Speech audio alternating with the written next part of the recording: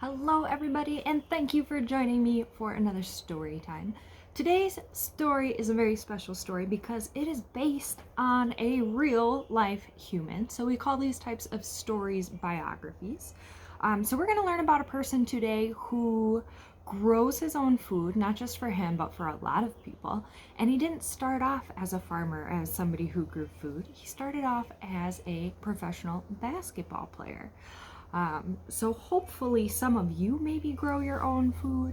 If not, maybe by the end of this story, you'll want to try growing some of your own food. And that doesn't even mean you have to grow a lot of things. Maybe you want to start with just one thing, maybe your favorite vegetables. Maybe you're going to grow a carrot or a pepper, or maybe just some spices or herbs that you like, right? I really like basil, and I think it's fun to grow my own basil. So our story today is called Farmer Will Allen and the Growing Table.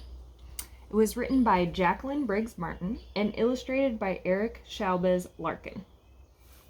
And there's a little, it says afterword, by Will Allen himself, the guy we're reading about. So I'll read you his note at the end because he has some words for you too.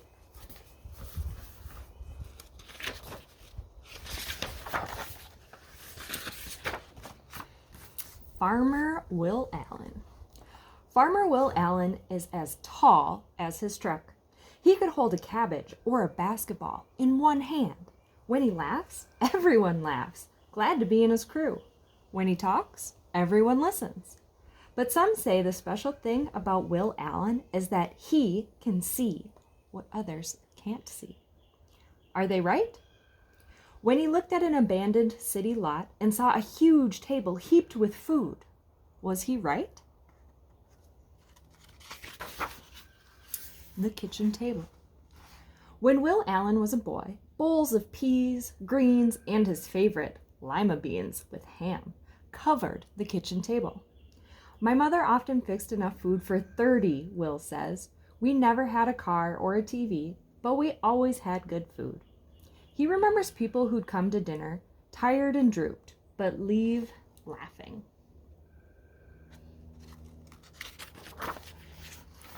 Will's family grew most of their food.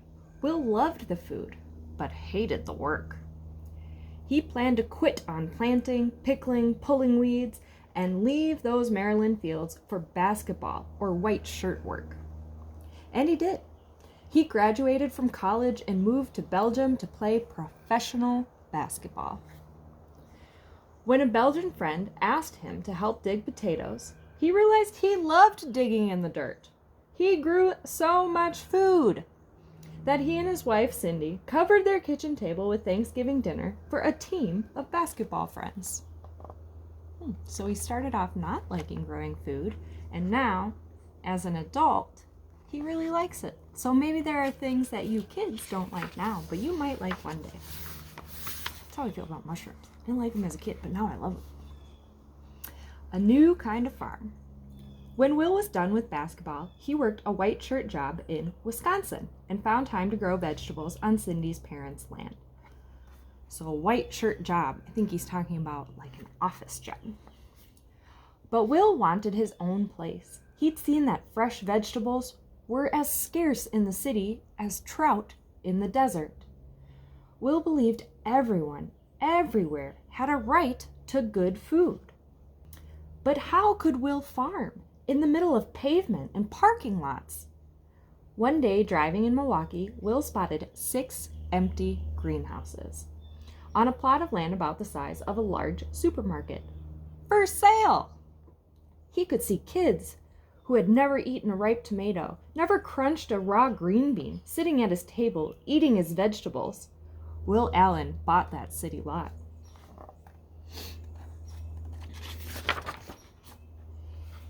The dirty soil. Will had a start on his table. He had the land, but the table was empty. The problem was Will's soil, dirty with chemicals and pollution. He had no money for machines to dig out the bad soil, for truckloads of good soil. What to do?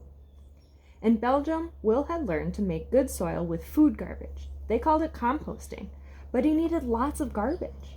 He asked his friends to save food waste. apple peels to old zucchinis.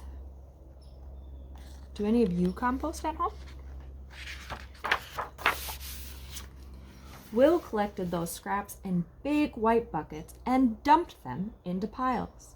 He added hay, leaves, newspaper, red wiggler worms, water. Every now and then he turned the piles to get air into the mix. Neighborhood kids stopped by to ask what he was doing.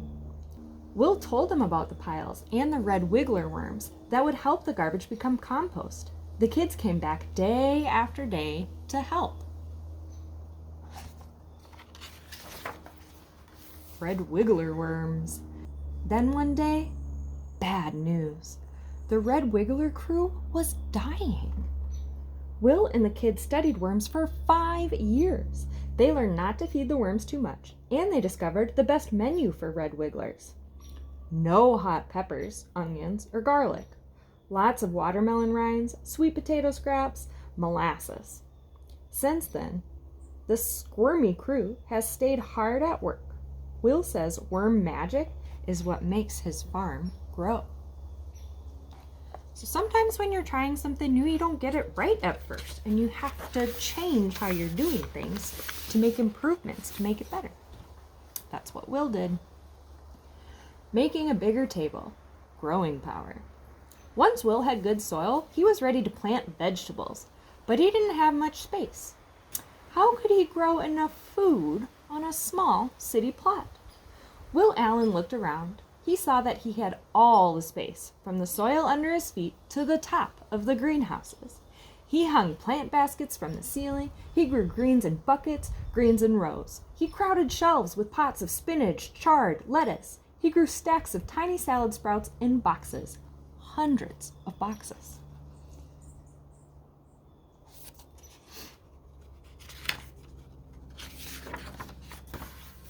Will added hoop houses to hold more boxes and more long rows of vegetables. He added vats of water and fish to his greenhouses. Fish wastewater grows the sprouts. The sprouts clean the water for the fish. Fish, water, sprouts work together like a 3-part farm machine. At Happy Dancing Turtle, we have a system like that too. We call it aquaponics, when we have the fish and the plants and the water all working together. He added goats, chickens, turkeys, and bees to that city farm he named Growing Power.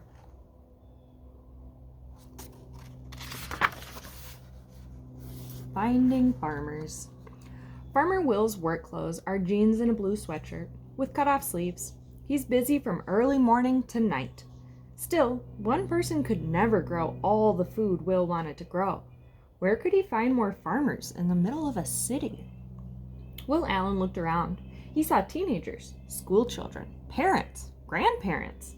He taught them to be farmers. Then Will's table held as much as several supermarkets, thousands of pounds of food.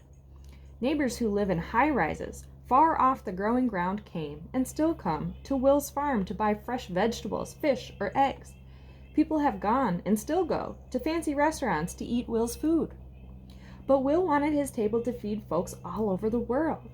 How could he build one huge table that crossed countries?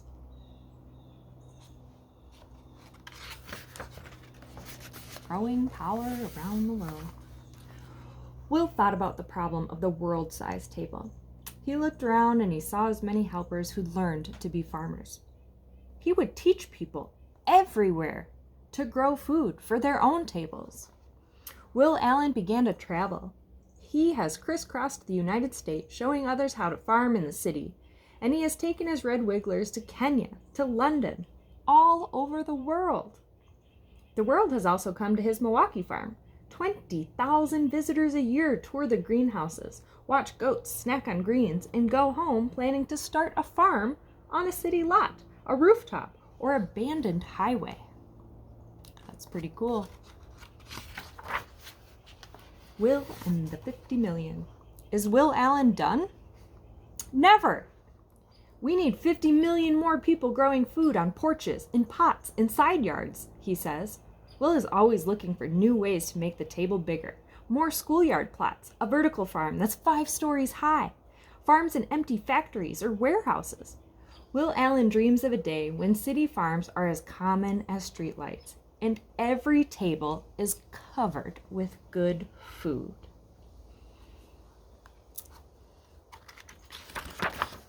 Your table. Will Allen can see what others can't see. When he sees kids, he sees farmers. Will you be on Will Allen's crew? Will you grow vegetables for your family, your neighbors, on your porch or roof or yard? How big will your table be? So there's a lot of benefits to growing your own food.